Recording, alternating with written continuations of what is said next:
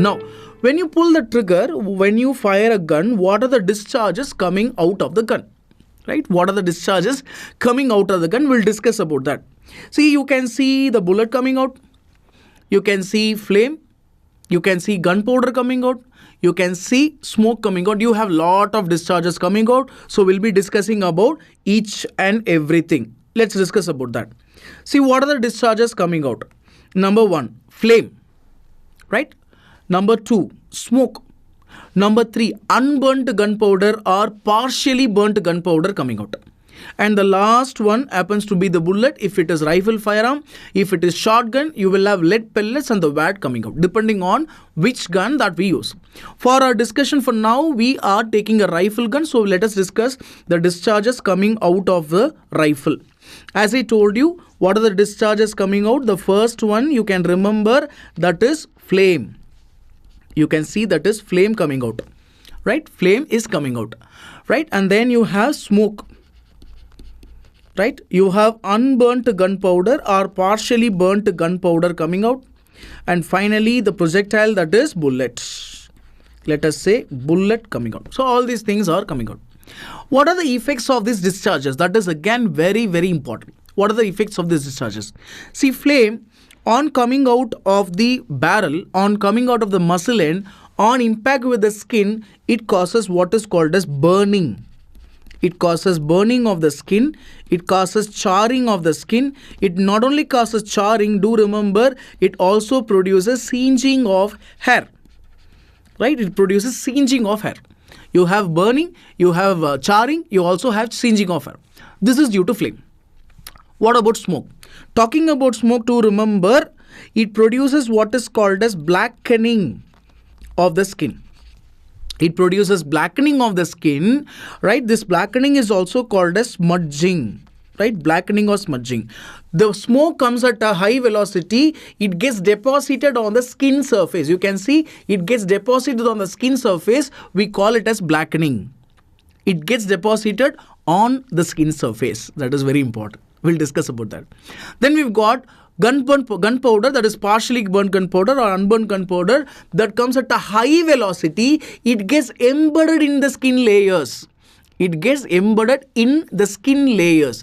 Whereas when I was talking about smoke, it gets deposited on the surface of the skin.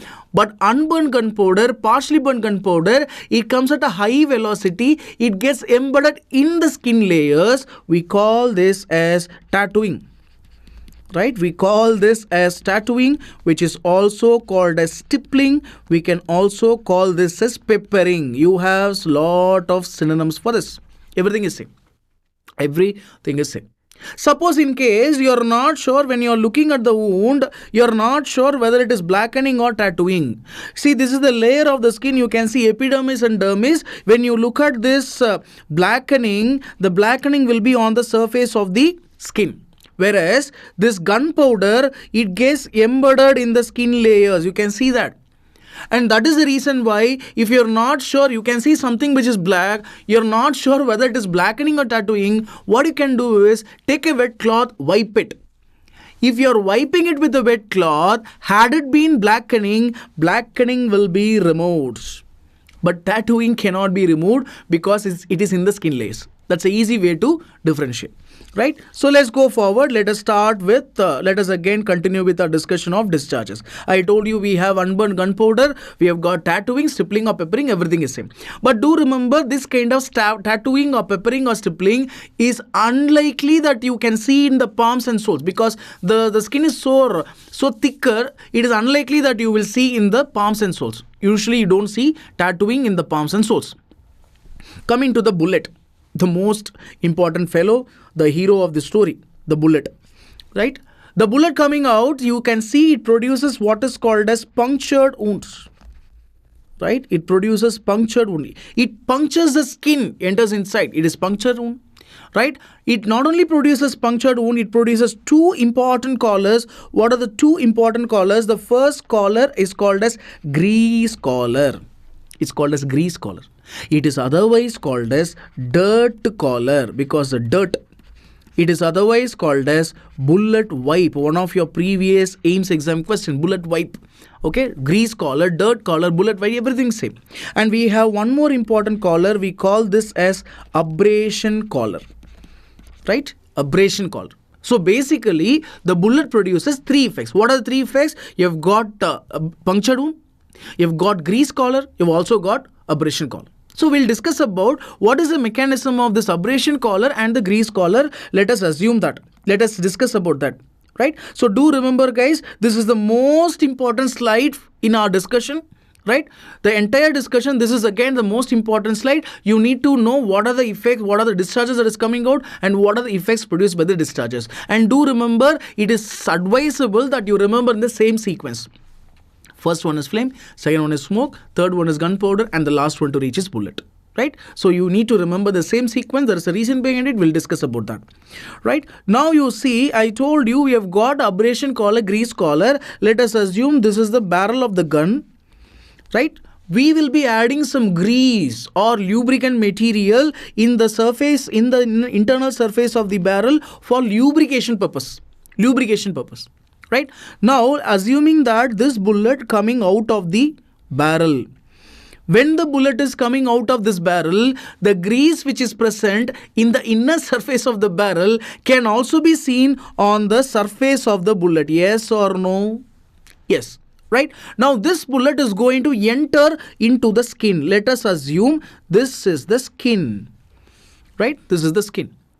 Right? First, you can see this is the skin. Now, you can see the bullet is about to enter. This is the bullet that is about to enter the skin. Right? You can see this is the skin that is stretched by the bullet. And after some time, what happens? The bullet has entered into the skin. You can see this is entered into the skin. Right? So you can see I've just drawn in different ranges. Bullet is coming just out of the barrel, number one. Second figure is about to enter. Third figure, it has already entered by puncturing the skin. You can see that when the bullet, you can see this particular area where the bullet is about to enter the skin, the grease which is present on the surface of the bullet will be deposited in the margin of the wound. Right? You can see the deposition of grease from the surface of the bullet in the margin of the wound. This is called grease collar. Basically, the grease collar is the deposition of the grease in the margin of the wound. We can say this is the deposition of grease. Right? The grease which was present on the surface of the bullet, it is getting deposited in the margin of the wound. Very simple. Very, very simple. Why is it called as bullet wipe? Because when the bullet is entering into the skin is wiping off all the grease from the surface of the bullet. It has wiped off everything. That's why it is called as bullet wipe. As simple as that. Right? So it is called as grease collar, also called as bullet wipe. Bullet wipe. Right? Bullet has wiped off everything. Right? All the grease has gone to the skin. You can see there is no grease on the bullet at all. Everything is wiped off. Fine. Now, what is the reason for abrasion collar? You can see the same figure when the bullet is coming out. Right? It has come. And it is not coming just like that. It is spinning and coming. You can see there is spinning bullet coming out. It is not just bullet. It is a spinning bullet. Right? You have to be very precise. Not just bullet, it is a spinning bullet that is coming out. And here, when the bullet is about to enter into the skin, the bullet is spinning, the skin is stretched. You can see that here the skin is stretched. You can see the skin is stretched in that area. Right? It is indenting. The spinning bullet is it is causing indentation. To put it in simple words, it is stretching the skin. When it is stretching the skin and it is spinning, you can see at this point there is a friction between the spinning bullet and the margin of the skin. There is a friction between the spinning bullet and the margin of the skin. You know very well, we discussed it earlier, whenever there is a friction, you will have an abrasion. This is where we will get an abrasion. That is because of the friction between the spinning bullet and the margin of the skin. right? The spinning bullet and the margin of the skin, you get an abrasion that is called abrasion collar, right? So basically, abrasion collar is due to the spinning action of the bullet, or you can say it is a gyroscopic action of the bullet that is producing this abrasion collar. So that means only when you have the bullet which is spinning, you will have abrasion collar. If you don't have the bullet that is to be spinning, if you don't have a spinning bullet, it will not produce abrasion collar, as simple as that, right? So this is the gyroscopic, it is grooving everything, it's grooving everything, right? But this abrasion collar, sometimes it is not seen. Whenever you have any yielding surface, like your abdomen or buttocks, right, you will not have abrasion collar, right? You will not have abrasion collar. Fine. So I've told you three important effects, right? Three important effects. You can see bullet produces punctured wound, grease collar, abrasion collar. So this is the mechanism, right? Now, if you want to see the wound, right? If you want to see the wound, I can draw the wound, assuming that this is the punctured wound produced by the bullet. Just around it, you have what is called as grease collar. You can see this is your grease collar. This is your grease collar, which is around the punctured wound. Around the grease collar, you will be having what is called as abrasion collar. You can see this is abrasion collar, right? So this is your abrasion collar. You have grease collar, you also have abrasion collar. Very simple. Now the point is, which is so diagnostic of this entry wound? The grease collar is diagnostic of entry wound. Abrasion collar is not diagnostic of entry wound. We'll be discussing why we are telling like that. We will also have other situations where we'll have abrasion, right? See, abrasion collar is not your diagnostic point of entry wound. We'll discuss why we say like that. Okay, so do remember, I told you we have your flame, smoke, gunpowder and the bullet. Coming to the basics. So this is very, very important basics, right? This slide becomes very, very important for you. You need to have a clarity on this. You need to have a strong foundation on this particular slide. Only then will be able to move on further. Right? Now I told you that we have abrasion collar. Have a look at this different effects. You can see the bullet coming out. You can see flame. You can see smoke, and you can also see the unburnt gunpowder coming out, right? Unburnt gunpowder coming out. So these are all the discharges I told you. In addition to these discharges, you may have hot gases, you may have carbon monoxide, all these things will be there. But these are all the most important discharges that you need to know for the examination purpose, right? Now you can see the blackening. This is the blackening. Fine, this is the blackening. Now fine, now you can go ahead. You can see this is the punctured wound. Around the punctured wound, we have grease collar. Around the grease collar, we have got abrasion collar, and around it, we have got a flame effect, burning. We have got smoke effect, that is blackening. We have also got unburned gunpowder. This is tattooing effects, right? I have told you all the discharges. I have told you what are all the effects that we have got. Now, when you are looking at the abrasion collar, it is very important that you need to look at the shape of the abrasion collar. Why is it so? That is because imagine this person is being shot. Look at the direction of the bullet. This bullet is a perpendicular bullet, directly entering. You take a gun, shoot. Whereas here the bullet is entering perpendicularly, in which you will have a circular abrasion collar. Exactly circular, because it is entering perpendicularly. In case if the person is shot in this direction, you can see this is not a perpendicular bullet, this is an oblique bullet, wherein you will find oval abrasion collar like this. So it will tell you whether the bullet is entering the skin perpendicularly or it is entering obliquely. You will be able to comment on the trajectory of the bullet, the shape of abrasion collar, right? So that is what we need to understand from this. Right? Now I told you that we have all these effects: flame, smoke, unburned gunpowder and the bullet. Everything is coming out, right? But till what distance that you can see the flame, smoke and unburned gunpowder? See, this is a highly variable depending on what ammunition you use, depending on what smoke, gunpowder that we use, right? Depending on what primer that we use, it is going to be varying. But let us see the average range. Flame, smoke, gunpowder, right? If it is a shotgun, right? Let us say if it is a rifle gun, we'll see separately for a rifle gun and a shotgun, right? If it is a rifle gun, the flame can travel up to 8 centimeters.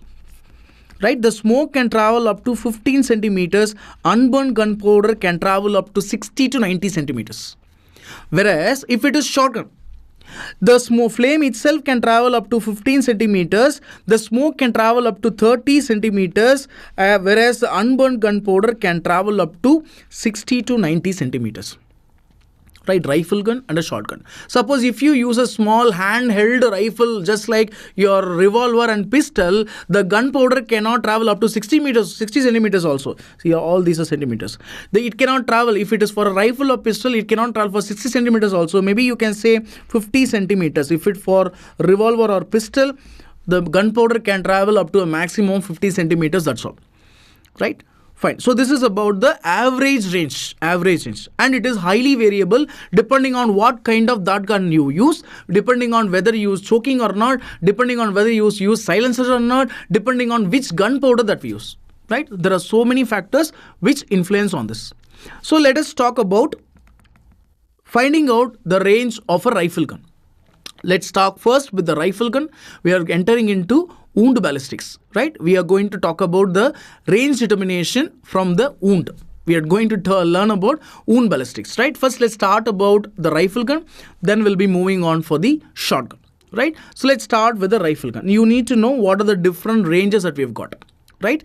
You can see these are all the discharge that we have got. We have got the bullet coming out, flame, smoke, unburned gunpowder that is coming out. Right? See, though you have all the discharges that is coming out, everything cannot go together. It cannot go for a same distance. Right? The flame cannot travel up to a distance of 90 centimeters, up to a distance just like a bullet. You can see that just now I told you which is the first one to stop in all these things. Forget about the measurement, forget about the distance, forget about the centimeters. You tell me which is the first to stop. You can see first to stop is flame, then smoke, then again gunpowder. You can see the first one to stop is flame, then you have smoke, then you have gunpowder. The last to reach will be the bullet. The last to reach will be the bullet. That is why I told you to remember in the same sequence. Flame, smoke, gunpowder and the bullet. Right? Flame, smoke, gunpowder and the bullet. Now let me tell you what are the different ranges that we have got. We have got basically what is called as contact shot, in contact with the skin. Then we have got close shot. What is the close shot? Which is inside the range of flame. When the victim is inside the flame, you call it as close shot. Right? Then we have got near shot. Near shot is something where the person is outside the flame but inside the smoke. Right? And then the person has got intermediate shot. In intermediate shot where the person is outside the smoke but inside the gunpowder. And the last shot is distant shot where the person is outside the gunpowder. Right? I told you contact, close, near, intermediate, distance. What is contact? Contact. Contact is contact. Very simple. You have close. Close is inside the flame. The near shot is outside the flame but inside the smoke. Intermediate is outside the smoke but inside the gunpowder. When the person is outside the gunpowder, you call this as distant. Right? This is step 2 in learning about wound ballistics. Step 1 is the discharges. Step 2 is the range. Right? When you understand this range properly, when you understand this slide properly, it is so very easy to find out the wound range. Very, very easy. Right? I would advise that you need to spend some time in learning this slide so that we'll be able to easily find out the range later. Right? Now, first one, let's talk about contact shot. What is a contact shot? I told you contact shot is something where you keep the gun in contact with the skin. Right? Now, but in contact shot itself that you've got lot of ranges. We'll be discussing on that. Right? Lot of types are there. You take a gun, you keep that gun in tight contact with the skin like this. Tight contact. Right? You are pressing the skin, tight contact. What happens is you can see this happens to be the barrel. You can see this is the barrel. You can see this happens to be the barrel. Right? And you can see the gun is kept in tight contact with the skin. There is no gap, absolutely no gap between the skin and the gun. So now you pull the trigger, the bullet comes out, all the discharges come out. You can see the bullet produces a central punctured wound. Very simple. But now you see the flame is coming out, smoke is coming out, unburned gunpowder coming out. When all these discharges coming out, there is no gap between the skin and the gun. So it cannot escape outside. It has to pass through the tissues. It has to go into the tissues. you will be seeing the effects of burning, blackening and tattooing everything inside the track of the wound. That is because you kept it in tight contact with the skin. It cannot escape. Very, very simple. As you keep the gun in tight contact with the skin, because of the muscle end of the gun, it produces an impression on the skin. You will find an abrasion. Right? This is a pressure abrasion. We discussed it earlier. This is called recoil abrasion. Right?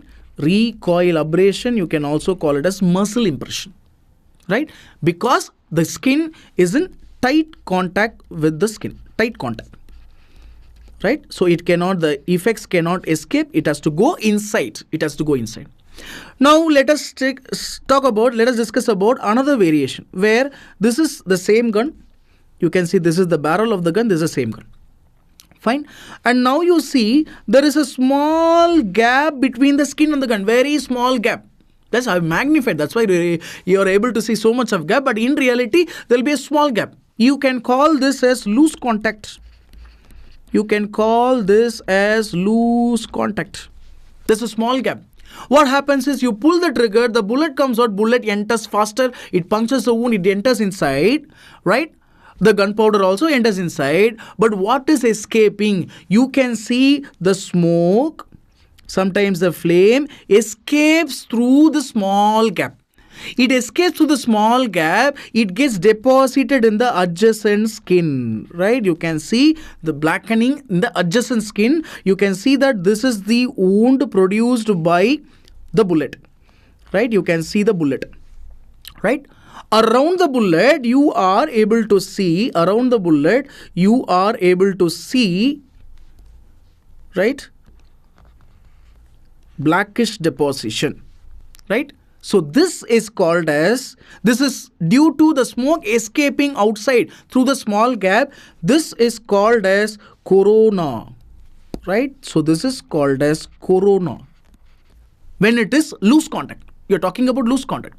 Depending on the shape of the corona, you can say whether it's a perpendicular shot or an angle shot. So that is outside the purview of this discussion. You just remember it is corona. Very simple. Right? I told you tight contact. I've also told you loose contact. Right? There is one more contact is there wherein you can see this is the barrel of the gun. Right? And you can see this is the skin which is in tight contact. You can see the barrel of the gun which is in tight contact. But the area where it is kept, it is not the area like abdomen or the face, not like that. It is on the scalp. It is on the skull wherein you have a bone underneath. So this is a very strong bone. You have got strong hard surface, that is your bone, just under the skin, So now what happens? You pull the trigger. Bullet comes out. Bullet fractures the skin, it enters inside, there is no problem with that. But now the problem is, not only the bullet that is coming out, you see lot of smoke and hot gases coming out. These hot gases, it diffuses, right, in between the scalp and the skull vault. When it is causing a bulging of the skin, when it is causing a bulging of the scalp, this gas, hot gas, tries to escape outside by rupturing the skin here. Right? I repeat, when you have a gun which is in contact with the bony prominence, just like scalp, the hot gas will diffuse in between the skin and the skull vault, skin and the bone. It will cause a temporary bulge. It tries to come outside. It tries to come outside by rupturing the skin itself. When it is rupturing the skin, you will not find a central circular hole. Instead, you can see splitting of the skin like this. When you can see splitting on the skin like this, this is called cruciate splitting, or it is stellate wound. Right? Cruciate or stellate. This kind of energy that is coming out from the bony surface, we call this as, remember friends, we call this as blast effect. Right? This is called blast effect. I have told you 3 types of contact shot. Tight contact, everything goes inside. Loose contact, smoke alone escapes. When you keep it on a bony prominence, it backs out, right? It is just reflecting back, wherein you can see the blast effect, where the shape of the gunshot wound will not be round, will not be circular. Instead, you will find a stellate or cruciate margins. I have told you the three different types of contact shot. Three different types of contact shot. So contact shot is done. The next shot is close shot. But for you to learn this, let me show you this slide. You need to see this slide, right? In case if the person stands from this point to this point, what is that range called as? That is called close range. Why is it called close range? Because it is lying inside the range of flame. Suppose if the person stands from this point to this point, this range is called as near range. Why this is called near range? Because it is outside the flame but inside the smoke. Suppose if the victim stands from this point to this point, this is called intermediate range. Why it is called intermediate range? That is because it is outside the smoke but inside the range of gunpowder. Fine.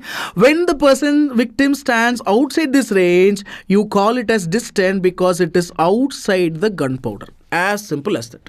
Right? We have not done anything. We have just learned that slide and we are just going to apply this. Contact, close, near, intermediate, distant. Finished. Contact I have already told you. This is close, near, intermediate, distant. In case if the person is standing in a close range, right? In a close range, what have you got? You can see in a close range, you have got flame. Everything is there. So you will find the entry wound with abrasion collar plus grease collar. In addition to that, you will have burning effect. You will have burning effect because of flame. You will have blackening effect. That is because of smoke. You will also have tattooing effect. That is because of gunpowder. So when you see all the discharges, you can easily say that it has to be a close shot. Right? Coming to the near shot. What is a near shot? Which is not there. In near shot, flame is not there. So you will find the entry wound plus abrasion collar and grease collar. Right? You will not be seeing the burning effect because flame is not there. But still, you will find blackening effect. You will find tattooing effect. When you see this thing, then it has to be a near shot. Now moving on to intermediate shot. What is the intermediate shot? That is outside the smoke but inside the gunpowder. What is not there? In the intermediate shot, you can see bullet is there. So entry wound will be there. Abrasion collar will be there. Grease collar will be there. Burning? No flame. Blackening? No smoke. So blackening is not there. But gunpowder is there. You will find tattooing. Right? Okay, so that is intermediate shot. What about distant shot? That is outside the gunpowder. What is there? Only bullet is there. So you will have entry wound plus abrasion collar, grease collar. You know that wherever you have a bullet, you will have abrasion collar, grease collar. Right? So you can see I've told you all the ranges. I've also told you what are the effects that you can see on the wound. Fine. So it's very, very basic logic, right? Whatever discharges are there, that discharge effect will be seen in the entry wound. As simple as that. If you are able to see all the discharges, it has to be close shot. If you are not able to see burning, near shot. No burning, no blackening, intermediate shot. No burning, only bullet hole is there. Let's keep it simple. Only bullet hole is there, then it has to be distant shot. Right? So I hope it is clear. Let us see all these ranges. You can see this is a contact shot, right? I told you loose contact wherein you can see corona, right?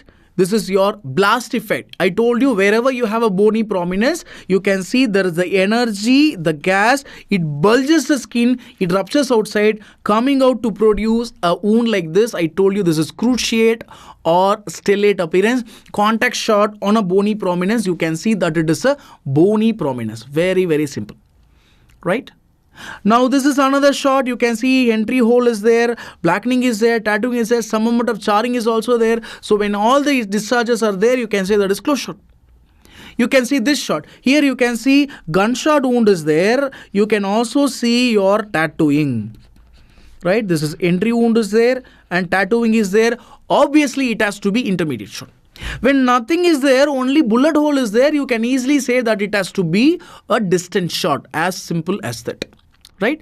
So do remember guys, you don't have to do anything. Number one, you need to know what are the discharges. Number two, you need to know what are the effects. Number three, you need to know the 5 ranges. Contact, close, near, intermediate, distant. That is sufficient. You'll be easily able to find out what range it is. Right? Very, very easy. Now let me tell you one more important effect. Let us assume this is the gun. This kind of effect is normally seen with a shotgun, right? You keep the gun in tight contact with the skin. I told you what are the things that will be happening in a tight contact. That is fine. But what happens when you pull the trigger, bullet has gone into the skin. Bullet and the discharges, they have gone into the skin. But what happens inside the barrel? Inside the barrel, you will be able to find the development of sudden vacuum. Right? Sudden vacuum will be there, which is this sudden vacuum inside the barrel of the gun. It is sucking off all the blood and the tissues from the wound itself. Right? You can see the presence of blood, some amount of blood and the tissues. You can see the presence of blood and the tissues, sucking of the blood and tissues. Why there is sucking of blood and tissues? That is because of the sudden vacuum development. This kind of suctioning of the blood and the tissues into the barrel of the gun, remember friends, this is called back spatter. Right? Spattering of the tissues and the blood back into the barrel of the gun, that is called back spatter. That is called back spatter. Fine? It's called as back spatter. This is very important. Right? Yes guys, we'll have to see with one more important terminology, that is called fouling. What do you mean by fouling? Let us assume this is a barrel. Right? You are using a rifle. This is a rifle, right? So you pull the trigger, what has to come out? Bullet has to come out. Let us say bullet is coming out. When the bullet is coming out through the barrel, because of the friction between the bullet and the inner surface of the barrel, some amount of metallic particles will be scraped off from the bullet. So these scraped off particle, when the bullet is coming out, these scrape off particle will also be coming out around the wound. Suppose if this is the entry wound, around the wound you can see the deposition of the metallic fragments. You can see the deposition of metallic fragments. We call this as fouling, right? We call this as fouling. Do remember, this will be learning one more fouling, metallic fouling, that is later. So this is called as wound fouling, also called as fouling. Now let's discuss another important area. Assuming the victim is there with two gunshot wounds, one in the front of the chest, another one in the back of the chest.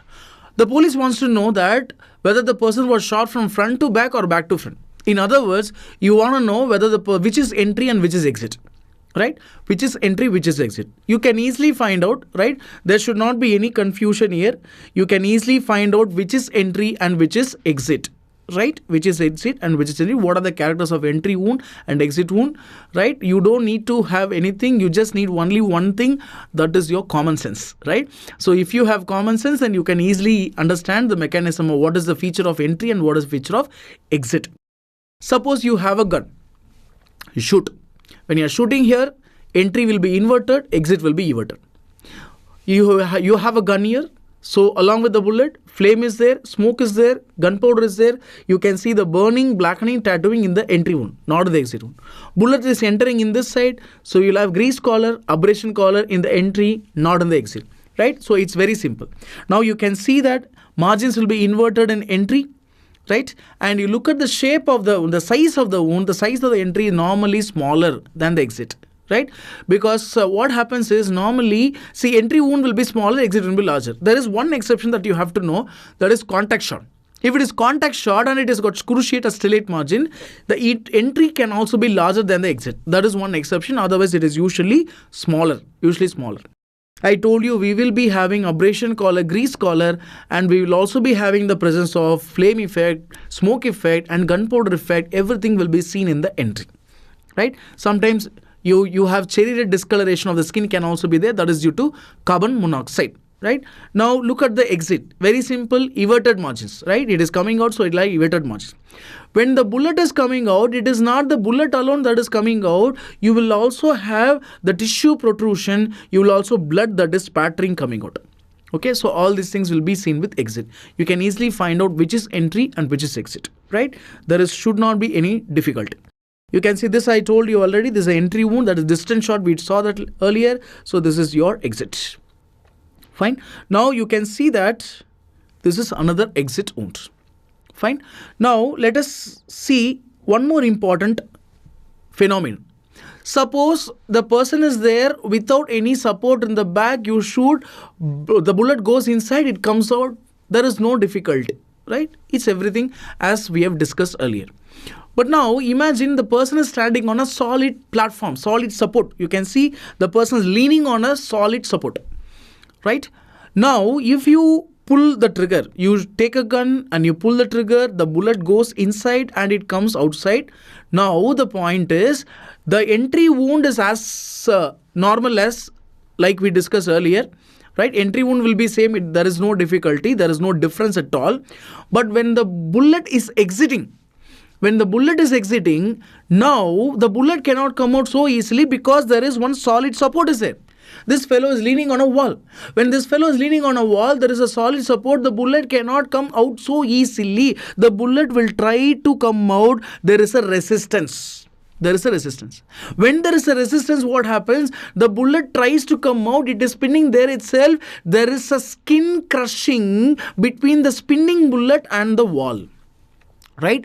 There is a crushing of the skin. You can see there is small crushing of the skin between the spinning bullet and the support that is behind. Okay, support that is behind. Because there is a support, bullet cannot come out so easily. When there is no support, bullet can come out so easily. When there is a support like this, the bullet cannot come out so easily. The bullet will be resisting. Bullet will be facing a resistance to come out. When the bullet is facing a resistance to come out, the skin is getting crushed between spinning bullet and the support. Right? Here around the exit wound, you can see if this is the exit wound, around the exit wound, you'll be able to find out a small abrasion around the exit wound. Right? You'll be able to find out a small abrasion around the exit wound. This is called as shored exit wound. Right? This is called as shored exit wound, also called as supported exit wound. Right? Supported exit wound. Because when there is a support, not only wall, anything. If the person is wearing a tight belt, right? Bullet has gone inside, but when he is trying to come out, the exit wound, the skin is supported by a belt. It cannot come out so easily. Again, you can have shored exit wound. Right? Can be any support at the exit site.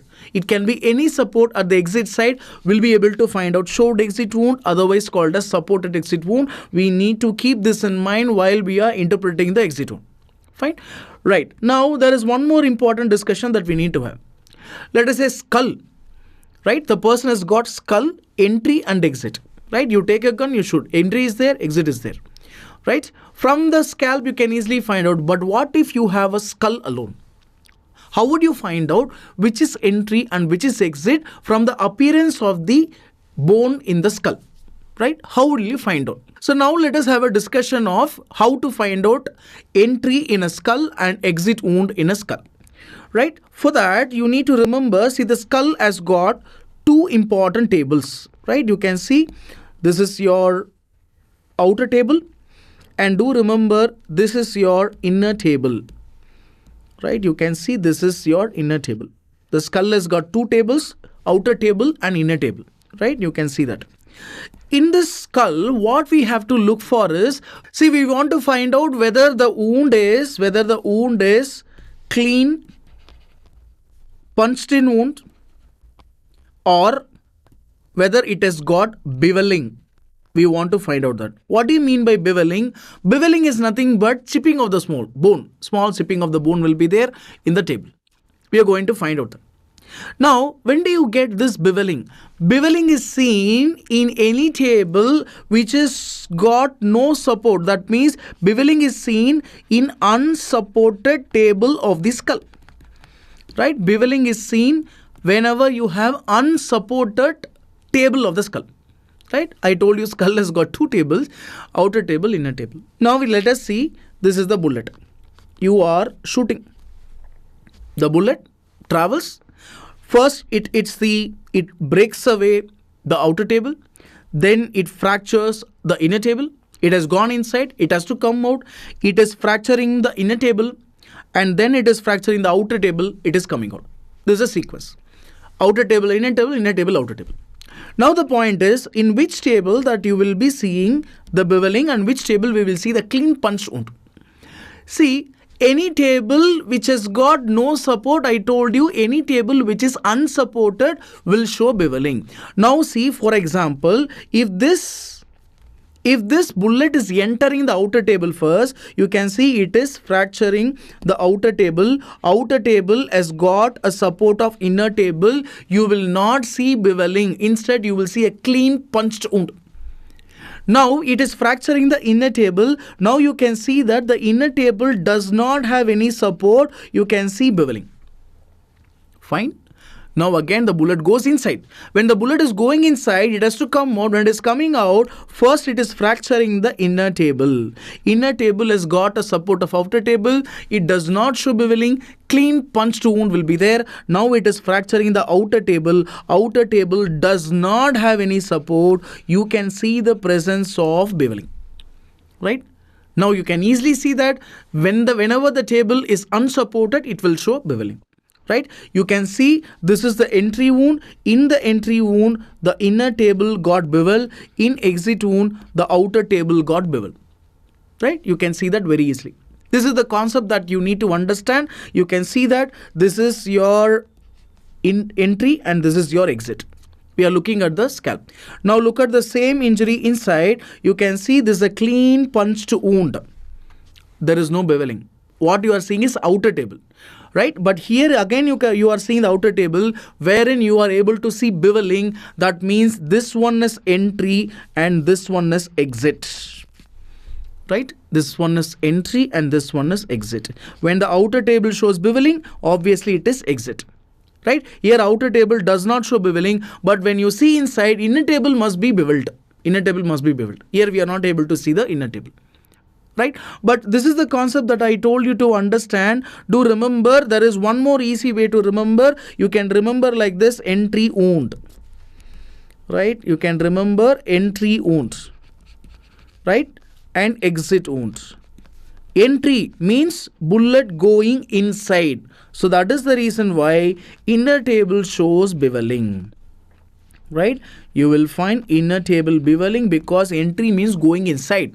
Exit means bullet coming outside.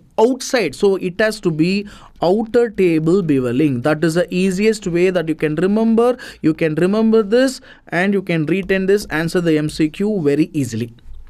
Right? Fine. So this is what you need to remember. Entry means inner table, exit means outer table. Here you can again see the same thing. Here the exit or outer table is not bevel, it has to be entry. Now here the outer table is bevel in this, so it has to be exit wound. It has to be exit wound. Right? As easy as that. Fine. So let's go forward. We'll move on to the another important discussion wherein you need to answer a question whether the bullet has come from a particular gun or not. The second question that you need to ask is whether this particular accused has used the gun or not. So there are two important questions that you need to answer with regard to firearm investigations. Right? So let us see whether is it possible or not. See, when you're looking at the bullet, let us say one victim is brought for autopsy. You're doing autopsy. While you're doing autopsy, you could recover a bullet from inside the body of the victim. Right? We recover from the victim, right? So let us say when the bullet is recovered from the victim, we name it as crime bullet. Right? It is recovered from the crime scene or it is recovered from the victim's body, whatever. It's crime bullet. The bullet which is involved in the crime. You call it as crime bullet. Right? Now, is it possible to find out whether the bullet has come from the accused gun or not? The police has arrested accused. They have found out one gun from his house. The police wants to know whether the bullet has comes from the accused gun or not. Is it possible or not? This type of study, right? Identifying the gun, right? From the markings of the bullet. We are going to study the markings of the bullet. Identifying the gun from the markings of the bullet. Remember friends, this is called as bullet fingerprinting. Right? The technique of identifying whether the bullet has come from a particular gun or not, that is called bullet fingerprinting. That's called bullet fingerprinting. You're going to study the markings of the bullet. Based on that, you will find whether it has come from this particular gun or not. That is called bullet fingerprinting. In this bullet fingerprinting technique, you need to know two important markings. What are the two important markings? Let us assume that this is the barrel, right, of a rifle. We are talking about bullet, so it has to be rifle. You can see the bullet, right? The bullet is coming out of this barrel of the gun. The barrel of this rifle, you know very well, it has got multiple groovings. multiple groovings. If the bullet is coming out of this barrel, if the bullet is coming out of this barrel of a gun, the rifling grooves, you can see the barrel, you have got rifling, the bullet is coming through it, the rifling grooves, as the bullet comes out through it, the rifling grooves will be producing marking on the bullet. Right? You can see the rifling grooves producing marking on the bullet. Riflings of the gun produces marking on the bullet. We call this as primary marking. We call this as primary marking, right? Which is also called as class characteristics. Why it is called as class characteristics? That is because, right, the rifling pattern will be the same for all the guns in same model of the gun, right? If you take one model of the gun, right, if you take a model of the gun, the rifling grooves will be the same in all the guns of that model, right? That specific model. Fine, that specific model. So this primary or class characteristics will tell you an idea about the make of the gun or the model of the gun. Right? It will tell you an idea about what is the make of the gun and what is the model of the gun. But in that model of the gun, you will not have only one gun. You may have hundreds or thousands of guns. Right? How to find out from which gun it has come from? For that, we are seeking the help of another marking. That another marking is called as secondary markings, which is produced by irregularities of the barrel. Right? Which is produced by irregularities of the barrel. Fine, we call this as secondary marking. Primary markings are produced by rifling pattern, secondary markings are produced by irregularities, and this irregularities is otherwise called as individual characteristics. That means it will be varying from gun to gun. It will be varying from gun to gun. Now the primary markings are produced by rifling pattern and the secondary markings are produced by irregularities. But what is causing this irregularity? What are the irregularities we are talking about? Number one, see, when you constantly use this gun, right, there may be some wear and tear changes.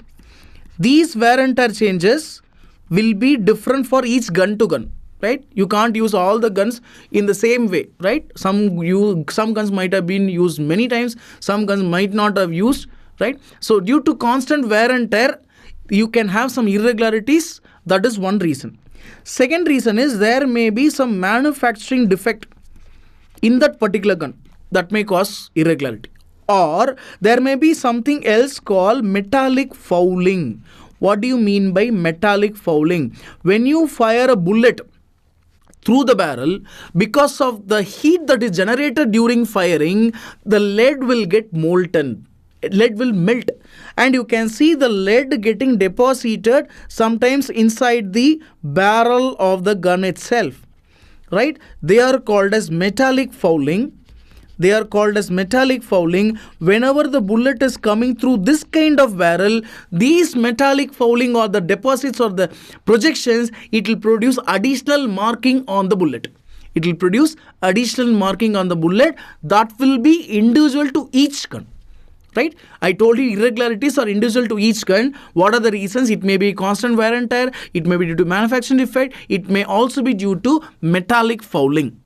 Now you have primary marking. You also have secondary marking, which will tell you the make of the gun, the primary marking. Which will tell you which gun it is secondary marking, which is so unique. The secondary marking is so unique. And that is the reason why we call it as fingerprint of the gun. Secondary marking is otherwise called as fingerprint of a gun. What does it mean? The gun's fingerprint is there on the bullet. Right? That particular gun's fingerprint is there on a bullet. That's why it is called fingerprint of a gun. That is so unique for each gun. Right? Now what are we supposed to do? You can see this is your bullet. You can see this is the primary marking. You can see the primary marking. Primary markings are produced by rifling pattern. It will tell you only the make of the gun, the model of the gun. Now this is the primary marking. Do remember they are macroscopic. You don't need to have any specific instrument to see this. You can easily see that. But now the point is you want to look at the microscopic pattern. You zoom out the primary marking. You can see all the markings on the bullet. They are basically seen as individual striations. right? They are individual striations. Fine. And you remember, these are the individual striations. It will be unique to each gun. What you have to do is, you need to take this microscope. This is called comparison microscope. This is called comparison microscope. You take that crime bullet which you have already gotten. I told you we have got crime bullet. So let us say this is crime bullet. You take the gun from the accused, put one fresh bullet, fire it. That is called test firing. Bullet will come out, right? You take, that is test bullet. We have got crime bullet, that is from the crime scene or from the victim's body. Another one is test bullet that you got when you were test firing. Keep the two bullets under microscope. When you are keeping these two bullets under microscope, right, look through the eyepiece. When you are seeing through the eyepiece, you need to match the markings. How will you match the marking? Let us say this is the eyepiece. This belongs to test bullet. This belongs to crime bullet. If the striations, if the markings of the test bullet and the markings of the crime bullet are exactly aligning with each other, you can say both the bullets have come from same gun. Suppose you see this is the eyepiece, you can see this belongs to test bullet, this belongs to crime bullet. If the markings of the test bullet, right, does not correspond to the markings of the crime bullet, that means two bullets have come from two different guns. As simple as that. Right? So this is called comparison microscope, wherein you can study both the test bullet and the crime bullet together.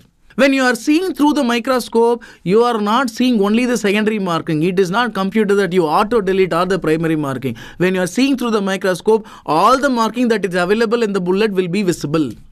Right? You need to see that. You need to find out whether it is aligning or not, matching or not. Based on that, you can find out whether the bullet has come from the, whether two bullets have come from the same gun or not. Right?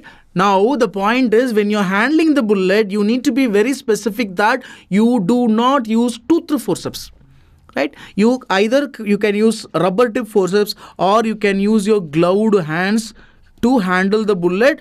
So when you are using your tooth forceps for recovering the bullet, what happens? It will produce additional markings on the bullet. When it is causing additional markings on the bullet, so it will cause a lot of confusion. You will not be able to do this study properly.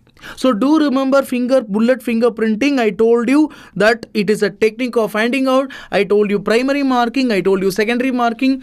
Primary marking is produced by rifling pattern. Secondary marking is produced by irregularities. We are going to learn that, and we'll be finding out whether the bullet has come from a gun or not. Now you have proved the bullet has come from accused gun. Now, the next question that you need to ask is, the next question that you need to answer is, right, police will ask the question, but you need to answer whether the accused only used the gun or not. How do you know whether the accused was using the gun, accused was firing the gun? Right? You can say, sir, we can see the fingerprinting on the gun. No, man. Then accused will tell, sir, I was cleaning the gun, I was handling my gun, it is my gun, obviously my fingerprint will be there. That doesn't mean that I shot the gun. That does not mean that I shot the gun. How would you prove whether he only shot the gun? For that, you need to remember this thing. When you are pulling the trigger, bullet and the discharges not only coming from the front, it can also come from the back. It can be deposited in the dorsum of the hands. Right? It can be deposited in the dorsum of the hand. These are all the places where you can expect the deposition of what is called as GSR. What do you mean by that? Gunshot residue. Take a swab from this area, send it for analysis. Right? We can do certain tests that is called GSR test. Right? We can find out whether the accused was using the gun or not. What are the different tests that we can use for GSR? Identifying GSR, you can remember number 1, flameless atomic absorption spectrometry, AAS, atomic absorption spectrometry. Then we've got Harrison and Gilroy test, right? We have got atomic absorption spectrometry. We can also do neutron activation analysis. So neutron activation analysis, then we have got dermal nitrates. dermal nitrate test, and finally you've got SEM EDEXA. You have got SEM EDEXA, right? SEM EDEXA is the specific test, definitive test. Fine. How do you remember all these tests? You can remember, where are you taking the swab from? You are taking the swab from the hands. You're going to find out which hand is fired.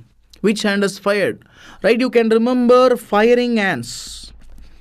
Firing, HANDS. That will be the mnemonic from which you can find out all the tests that we can do for GSR. And it has to be done as early as possible, because when it is more than 3 hours, gradually there will be a loss of GSR. There will be a loss of GSR more than 3 hours. So we need to do it as early as possible. As I told you, the specific one is SEM. Right? If you want to know the expansion, I'll tell you scanning electron microscopy, energy dispersive, X-ray absorptive spectrometry. Or just you can remember SEM, that should be fine. Right? So these are all the different tests that we can do for GSR. You can find out whether the person has used a gun or not. Suppose if you are suspecting GSR in the clothings, you can do what is called as infrared photography. With that, you can find out the deposition of GSR in the clothings. Okay, so that is again very important. Now let's go forward. So we were discussing about rifle gun so far. Now we'll be moving on to one more important area, that is your shotgun. Let's discuss about finding out the range of a shotgun from the wound. Right? We are going to learn about wound ballistics in a shotgun. See, now again you have to remember the discharges. I told you about flame, smoke, gunpowder. And the projectile is your lead shots. In here it is lead shot. I also told you about WAD. WAD in a shotgun, WAD, it will travel up to 2 to 5 meters. It does not produce any fatal injury. It produces only minor contusion, that's all. Now I'll tell you what are the points that you have to remember if you want to find out the range of a shotgun. Number 1, you need to find out what are the ranges we have got. Number 1, we have got contact. We have got close, we have got near, intermediate and distant. Here we have got 5 ranges: contact, close, near, intermediate and distant. Do remember, these are the 5 ranges we have got. But here, what is a contact shot? Contact shot is something you keep in contact with the skin, that is contact shot. We all know that what is a tight contact, what is loose contact, what is contact on a bony prominence. We know that. But in a shotgun, what happens is you are not expecting one bullet to come out. In a shotgun, you have a bunch of lead shots coming out and it is going to start spreading. Right? You can see the bunch of lead shots are going to come out and it will start spreading as the distance increases. You can see the lead shot started dispersing. So the appearance of the wound will differ depending on whether the fellow stands here, right? It depends on the distance. It depends on the distance, right?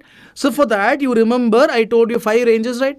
Contact. What is close? Close shot is something less than 1 meter. What is near shot? Near shot is something between 1 to 2 meters. Intermediate shot is 2 to 4 meters. When it is more than 4 meters, we can call it as distant shot. Right? Less than 1 meter, 1 to 2 meters, 2 to 4 meters, more than 4 meters. Right? Close, near, intermediate, distant. Now, the second point that you have to remember is I was talking about the flame, smoke, gunpowder.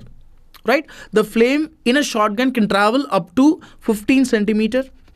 Smoke can travel up to 30 centimeter, maybe 30 to 45 centimeter, and gunpowder can travel up to 60 to 90 centimeter. So the point that you have to remember is approximately it can travel up to 1 meter. That is what you need to remember. Right? So if you are able to either find out tattooing or tattooing with smoke blackening, or if it is tattooing, blackening with burning, everything it has to be less than 1 meter, you can say that is close. The third point that you have to remember is dispersion pattern. I was talking about the dispersion of lead shots, but at what distance you can see the dispersion of lead shots? The lead shots will start dispersing. The lead shots will start dispersing at a distance of 2 meters. Right? Again, it depends on what kind of gun that we use. Whether we are using a fully choked gun, or we are using a half choked gun, or we are using unchoked gun. Right? It all depends on the distance. But let us discuss on an average. Dispersion starts at 2 meters. It gets completed around 4 meters. Right? It gets completed around 4 meters. Dispersion will be complete around 4 meters. 2 meters, 4 meters, enough. Right? So this is what you need to remember. Fine. This is what you need to remember. Contact, close, near, intermediate, distant. Right? And dispersion will start at 2 meters. It gets completed at 4 meters. Now let us try to apply everything here. Right? Let's try to apply everything. Contact shot, I've already told you, it can be a tight contact, it can be a loose contact, or it can be a contact on a bony prominence. Right? Now what happens? You can see the dispersion will be starting at 2 meters. You can say this is 2 meters and complete dispersion it is 4 meters. You can say that. Fine. And you can also say that I told you that effects can be seen up to 1 meter. I told you 90 centimeter, just round it off, it is 1 meter. Right? Fine. Now you can see, look at this ranges. If the person stands at this particular region, right, it is called close range because it is less than 1 meter. If the person stands at this range, it is called near range. This is close range. This is near range because it is 1 to 2 meters. If the person stands beyond the dispersion, beyond 2 meters, you can say this is intermediate range. Intermediate range. If the person stands beyond complete dispersion, you can say this is 4 meters.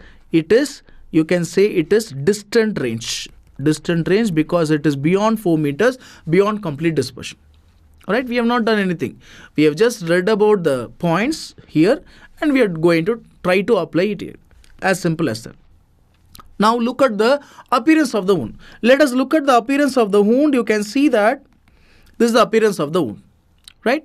You can see this is a contact shot wherein you are able to keep the gun in tight contact with the skin. You can see there is stellate or cruciate margin inside the track of the wound. All the lead shots entering into the skin as a single mass. Very simple. You can say this is a contact shot on a bony prominence. Right?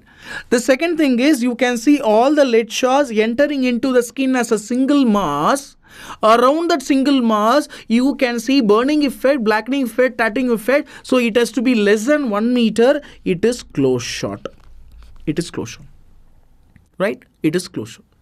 And you can also see beyond that 1 meter in this wound, you are able to see a central single hole. No other discharges are there. When there are no other discharges, there is one hole, that means dispersion has not started. It has to be between 1 to 2 meters, that is near range. Okay, effects are also not there. Dispersion is not yet started. It has to be near range 1 to 2 meters.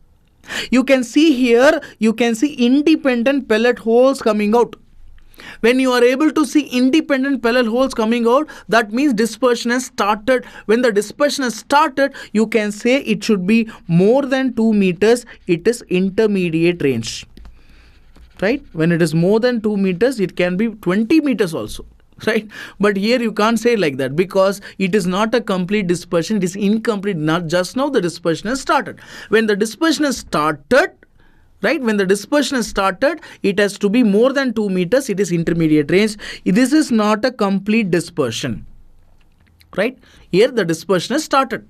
Right? Because why are you saying dispersion has started? Because you are able to see what is called as satellite holes. There is central hole around which you can see few pellets dispersed. That is called satellite holes. As the distance keeps on increasing from 2 meters onwards, as the distance keeps on increasing from 2 meters onwards, the peripheral dispersion keeps on increasing, the central hole keep on decreasing in size. At one point where there is complete dispersion, you can say it is more than 4 meters. Why do I say that is complete dispersion? That is because every pellet enters the skin independently, they don't go together. When every pellet enters the skin independently, it has to be more than 4 meters. You can say that is complete dispersion. When it is more than 4 meters, you can easily say that it is distant shot. Right? You can say that is distant shot. I have told you contact shot. I have told you close shot. I have told you near shot. I have told you intermediate. I have also told you distant. right? You just have to look at the dispersion pattern, and you also have to look at whether you are able to see the effects of flame, smoke and gunpowder or not, right? So it is as simple as that. Now let me show you 3 important images. With that, you need to find out what range of a shotgun it is, right? You can see a central hole, right? Are you able to see any discharges? No. So it has to be more than 1 meter. Contact is ruled out, close is ruled out, right? You can see a central hole and you can also see independent pellet hole. That means dispersion has started. When the dispersion has started, it has to be more than 4 meters. It's not a near shot, right? Is it a complete dispersion? It is not a complete dispersion. So it has to be less than 4 meters. More than 2 meters, less than 4 meters, it has to be intermediate shot, right? Very simple. Very, very simple. Now look at the another shot. Here you can see every pellet enters the skin independently. There is complete dispersion. When there is a complete dispersion, you can easily say that it is more than 4 meters. It has to be a distant shot. Now again, look at the another important image. Again, you can see independent lead pellets entering the skin. Again, it is complete dispersion, more than 4 meters distant, right? Distant. That's how you can easily find out which range of a shotgun wound it is, whether it's a contact, close, near, intermediate, distant, right? You just have to know when does the dispersion start, when is the dispersion getting complete. That is what we need to find out. That is what we need to find out, right? So when you're looking at a shotgun, normally we don't see any exit wound. Normally we don't see any exit wound in a shotgun because the lead pellets will be deposited in the body itself. But there are few cases where you can see exit wound. When do you see like that? Say for example, if it is a contact shot. In a contact shot, the lead pellets will enter, it might exit. 1. Number 2, if the body part is very thin, right? If the body part is very thin, it can enter, lead shots might exit. That is another one. And the third important one, if it is a tangential shot, it is just touching. When it is an oblique or tangential shot, it is touching and it is coming out. That is another possibility that you can get exit wound, right? Contact, thin body part, tangential part. These are all the places you might get exit wound in a shotgun. Otherwise, normally we don't get exit wound in a shotgun. So let's talk about the atypical bullet injuries. Let's talk about that. So this is an atypical bullet. You can see there is a hollow point bullet. I told you dum-dum bullet and hollow point bullet will deform. You can see mushrooming of bullet on impact. So this is your mushrooming. Fine.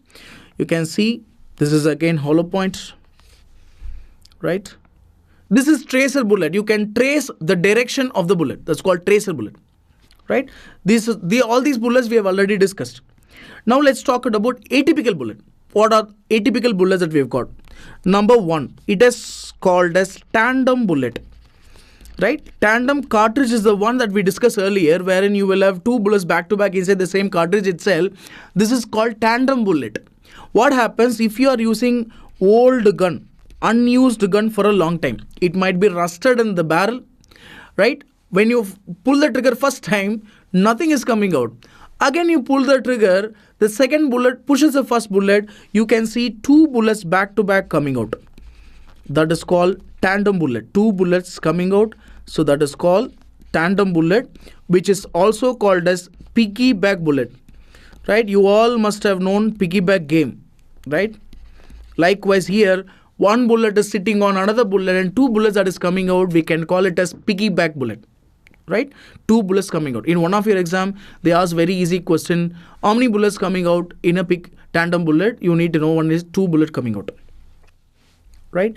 The next type of bullet is called as yawning bullet. What do you mean by yawning bullet? Yawning bullet is something, see normally the bullet has to go straight like this. Normally the bullet has to go straight like this.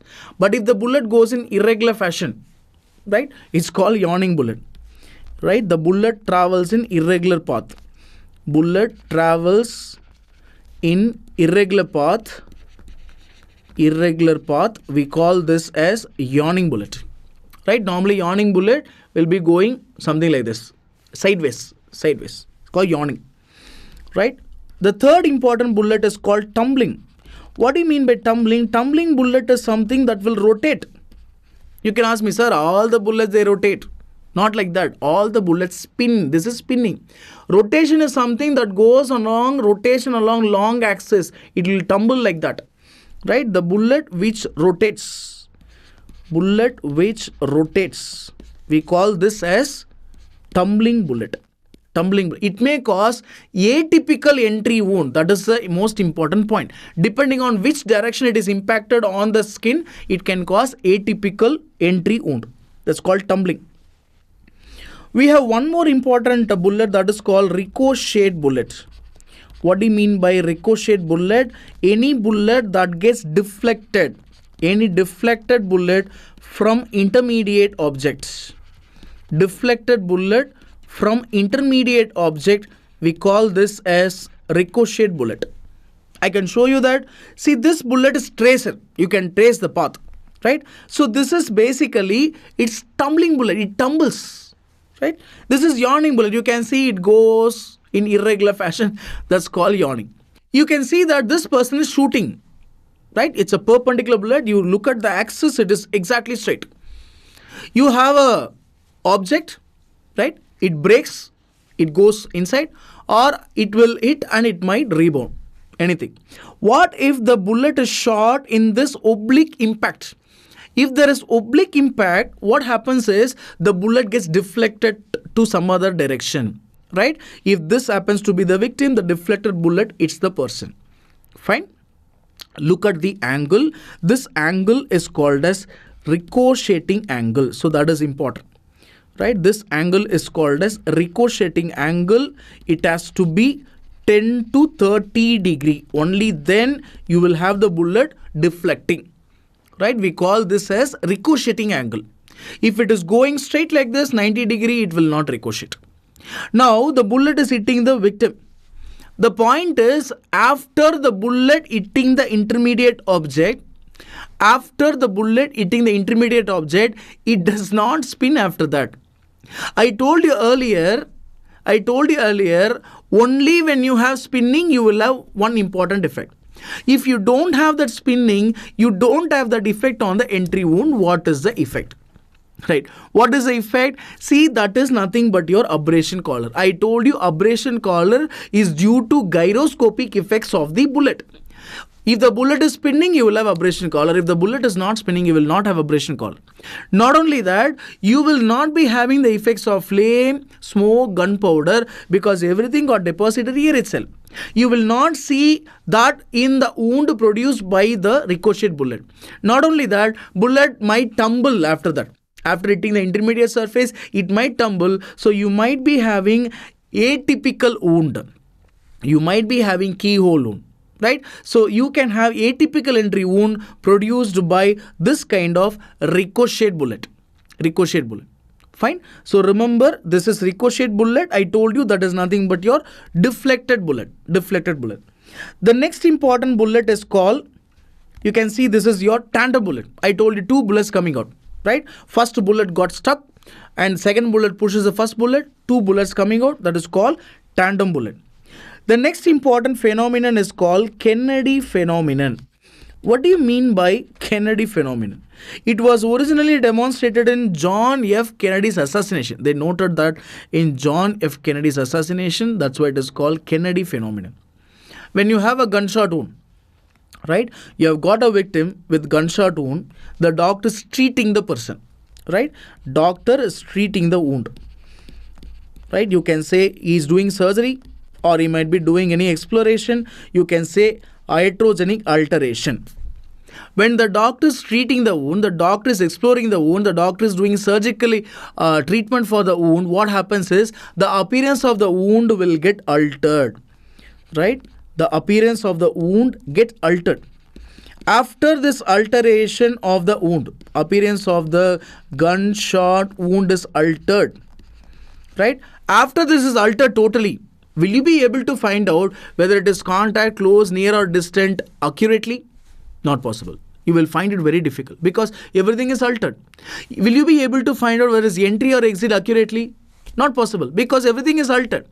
Right? If you are treating the gunshot wound, right? Because of this intervention of the gunshot wound by the doctor, right?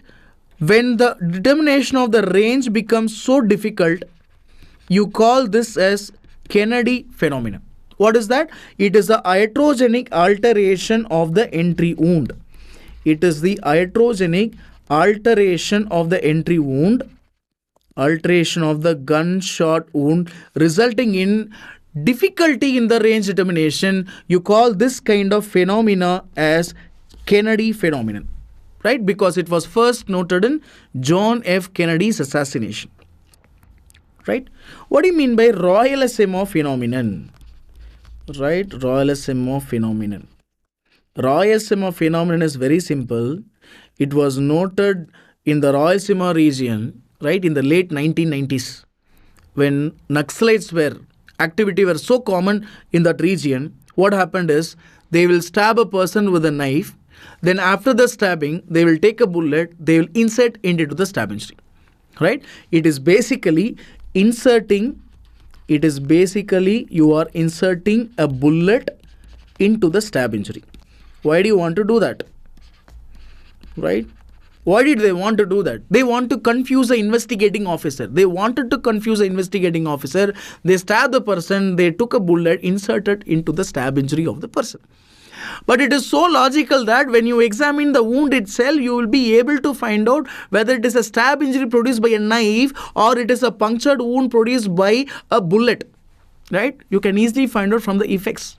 But still, this kind of phenomenon was common in that region. That's why it is called Royalissimo phenomenon, right? Inserting a bullet into the stab wound. So the next bullet is your souvenir bullet. What do you mean by souvenir bullet? Souvenir bullet is very simple, that it is retained inside the body. Any bullet that is retained inside the body, retained bullet inside the body, you call it as souvenir bullet.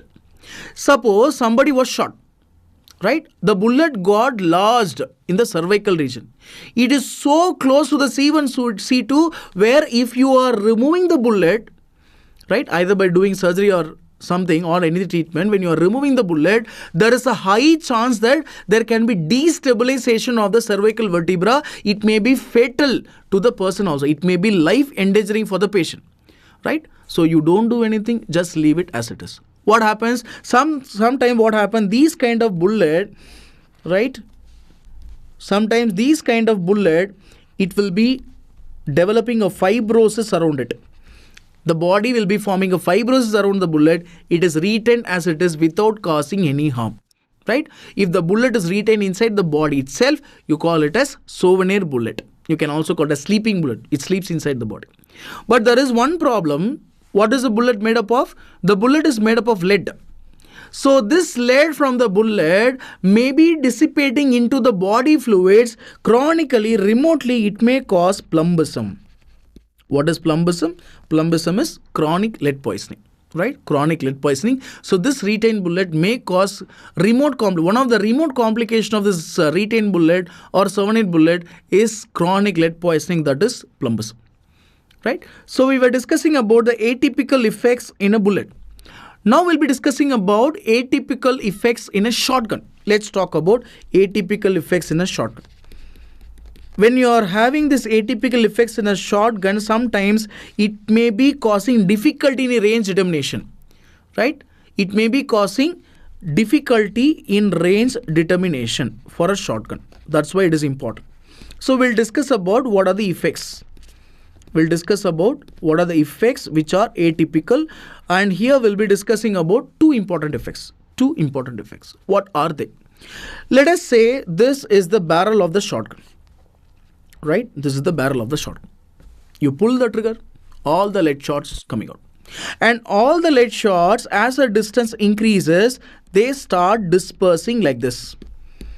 Right? They start dispersing like this. And let us say here is the victim. Every lead shot enters the skin of the victim independently, normally. So when you look at the wound, the entry wound should be looking like this. Right? Every pellet enters the skin independently. There is complete dispersion. You can easily say that it is more than 4 meters or distant range, doesn't matter. Right? What you can see is all the lead shots enter the skin independently. This should be the normal phenomenon. This should be the normal phenomenon. But what happens sometimes when you are firing the gun, because of the heat, some of the lead shots, they group together. Some of the lead shots, they group together, they get stuck together. It may be due to lot of lubricant that you have used. It may be due to lot of grease that you have used, or it may be due to the heat, right? Because of the heat, all the lead shots getting stuck together, molten lead shots stuck together. It is forming a ball, right? You can see there is a balling of the lead shots. When such balling is going together, all the remaining pellets will be entering independently into the skin, but this ball alone will enter. It will go together. It will enter the skin in a separate hole. I repeat, when you have balling of shots, this balling of shot will enter the skin independently in a separate hole. The remaining lead shots will disperse normally, usually it will enter the skin in a usual pattern, independently. Now, when you look at the entry wound, will you be seeing something like this? No. You will not see something like this. The balling of lead shots, it entered the skin independently. The balling of shots entered the skin separately. So, you will find a central large hole like this. Central large hole like this. Around the large central hole, you could see independent lead pellets entering the skin. You will find only something like this. Normally, it has to be a distant range. But how does it look like? It looks like an intermediate range. A distant range looks like an intermediate range. This is called balling of shot, also called as welding of shot, right? This is because of incomplete dispersion of the lead shots. Why there is incomplete dispersion of lead shots? Maybe due to excess grease, maybe due to excess lubricant, or because of the heat, the lead shots got stuck together. We call this as balling of shots. This is one effect, balling of shot. There is one more effect you need to remember. Assume that you have taken the same shotgun, right? The lead shots coming out.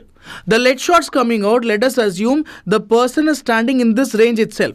Normally what happens, the lead shots here at this range, it has to go in the single hole, right? In the single hole itself, it has to go inside. But now what happens here, before the lead shots entering the skin, there is one intermediate surface is there. It may be a tight leather jacket worn by the victim. Or this lead shots entering there is a glass surface, this lead shots breaking a glass surface and then entering into the skin, right? If there is an intermediate object, I repeat, if there is an intermediate object, what happens here is the lead shots on hitting the intermediate object, it gets erratically dispersed. You can see the lead shots coming out. You can see these are the lead shots, red color. The lead shots on hitting the intermediate object, maybe a glass surface, right? On hitting the intermediate object, it faces a resistance. There is a momentary stoppage, there is slowing of the lead shot, and from behind, this lead shot is hit by the subsequent lead shots. They hit together. They collide with each other. They hit with each other. Because of this, there is erratic dispersion that you can see. Right? There is erratic dispersion of the lead shots. When there is erratic dispersion of the lead shots, every pellet enter the skin independently. Normally, you should have seen something like this. But because of this erratic dispersion, you are not seeing something like this. Instead, you will find independent lead pellets entering the skin. This is because of erratic dispersion. Right? This is because of erratic dispersion when the lead shots passes through an intermediate object, intermediate surface. Right? Normally it should have been looking like a near shot. But now how does it appear? It appears like a distant shot because you can see erratic dispersion, complete dispersion of lead shots. It looks like a distant range. It should have been seen like a near range. Now it is seen like a distant range. It is due to erratic dispersion. That is because all the lead shots, they collide with each other. When they collide with each other, this kind of effect is called as billiard ball ricochet effect. Right? This is called billiard ball ricochet effect. I told you balling of shot, where there is incomplete dispersion. Now there is billiard ball ricochet effect, where there is erratic dispersion. In both the situations, we will be getting difficulty in range determination. We will be finding difficulty in range determination. First one, I told you there is incomplete dispersion. Right? Incomplete dispersion is there. This is where you get what is called as balling of shots. Right? This is also called as balling of shot. This is otherwise called as welding of shots. Both are same. Right? Sometimes there can be erratic dispersion. When there is erratic dispersion, what happens? There can be excessive dispersion of the lead shots. Even though the range is very less, it looks like a distant range. That is due to erratic dispersion. We call this as billiard ball ricochet effect. Right? This is because of billiard ball ricochet effects. Right? Balling of shot, it may be due to increased lubricant. Right? Increase lubricant. Fine. Why there is erratic dispersion? There may be intermediate surface. As I told you, the person is wearing a tight clothing, or there is any glass surface in between. So all these things can cause erratic dispersion. We call it as billiard ball ricochet effect. Do remember, both are very different. In billiard ball ricochet effect, there is erratic dispersion. In balling of shot, there is incomplete dispersion. You call it as balling of shots. There is one more effect that we have to discuss, that is called Cronlane shot. What is it? Cronlane shot. Cronlane shot. What is that? Cronlane shot. This is commonly seen with the shotgun. Not so commonly seen with the rifle gun. This is commonly seen with a shot. What happens is, let us assume this is a shotgun. Right? And it is a contact shot on the skull. Let us say this happens to be the skull. You fire. So I told you this is a contact shot. You keep it on the skull. Fire. What happens when you are firing? Because of the energy, there is sudden explosion. You can see when the gas enters suddenly inside, there is expansion of the gases inside. There can be sudden expulsion of the brain parenchyma itself from inside the skull. Right? You can see the brain parenchyma completely expelled out because of the expansion of the gas inside. Right? Because you keep a contact shot of the shotgun, keep it on the skull, you pull the trigger, all the gas that is coming out, it is expanding inside the skull will get fractured, you can get extensive fracture, the brain parenchyma alone will be expelled out. We call this as Cronlane shot. Remember, it is the expulsion of the brain from the skull. Right? That's called Cronlane shot.